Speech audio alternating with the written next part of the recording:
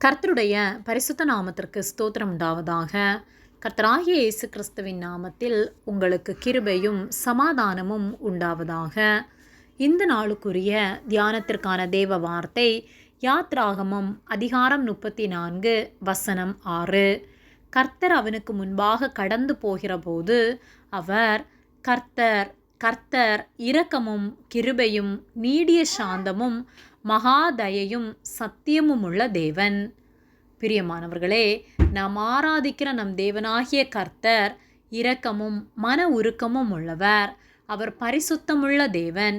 மோசே கர்த்தரை சந்திக்கும்படியாக சீனாய் மலைக்கேறின போது கர்த்தர் அவனுக்கு முன்பாக கடந்து போகிற போது அவர், கர்த்தர் கர்த்தர் இரக்கமும் கிருபையும் நீடிய சாந்தமும் மகாதயையும் சத்தியமும் உள்ள தேவன் என்று சொல்லுகிறார். நாம் ஆராதிக்கிற நம் கர்த்தர் இரக்கமுள்ளவர். அவர் கிருபை உள்ள தேவன். நீடிய சாந்தமும் மகாதயையும் சத்தியமும் உள்ள தேவன்.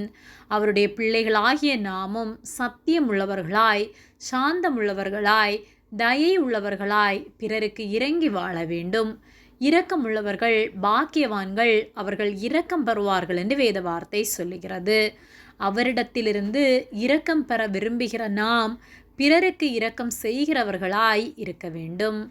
அவர் நம்மேல் வைத்த இரக்கத்தின் நிமித்தமாய் நாம் ஜீவனோடு இருக்கிறோம்.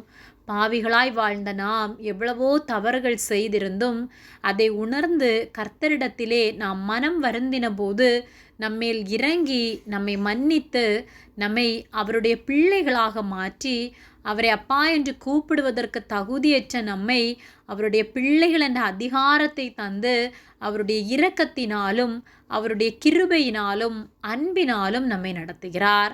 அவரிடத்திலிருந்து இரக்கம் பெற வேண்டுமானால் அவருக்கு நாம் உண்மை உள்ளவர்களாய் இருக்க வேண்டும். நம்முடைய பாவங்கள் எல்லாவற்றையும் அவரிடத்தில் அறிக்கை செய்ய வேண்டும். தன் பாவங்களை மறைக்கிறவன் வாழ்வடைய மாட்டான்.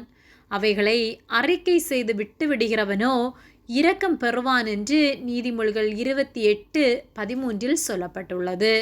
நம்முடைய பாவங்களை அவரிடத்தில் அறிக்கை செய்யும்போது அவர் நம்மை மன்னித்து நம்மை பரிசுத்தப்படுத்துகிறார். லூக்கா 1:50 அவருடைய இரக்கம் அவருக்கு பயந்திருக்கிறவர்களுக்கு தலைமுறை தலைமுறைக்கும் உள்ளது என்று சொல்லப்பட்டுள்ளது. ஆகவே அவருக்கு பயந்து அவருக்கு பிரியமாய் வாழ்ந்து அவரிடத்திலிருந்து இரக்கமும் தயையும் பெற்று நாமும் பிறருக்கு இறங்கி வாழ்வோம். கர்த்தர் நம் ஒவ்வொருவரையும் ஆசீர்வதித்து நடத்துவார். ஆமேன். ஜெபம். எங்களை அதிகமாக நேசித்து வழிநடத்தி வருகிற எங்கள் அன்பின் பரிசுத்த பிதாவே, இந்த நாளையும் நாங்கள் காணும்படியாக நீர் எங்களுக்கு ஜீவனை தந்து தயவு பாராட்டி எங்களை பாதுகாத்து பராமரிக்கிற உம்முடைய அன்பிற்காக நாங்கள் உமக்கு நன்றி செலுத்துகின்றோம். நாங்கள் தியானித்த வார்த்தையின்படியே நாங்கள் இரக்கமுள்ளவர்களாய், அன்புள்ளவர்களாய், பிறருக்கு இறங்கி வாழ நீர் உதவி செய்யும்படியாய் ஜெபிக்கின்றோம். நீர் எங்கள் மேல் வைத்திருக்கிற அன்பிற்காக, இரக்கத்திற்காக, தயைக்காக, சாந்தத்திற்காக நன்றி செலுத்துகிறோம். ஒவ்வொரு நாளும் நீர் எங்களை காத்து நடத்துகிற எல்லா கிருபைகளுக்காக நன்றி செலுத்துகிறோம்.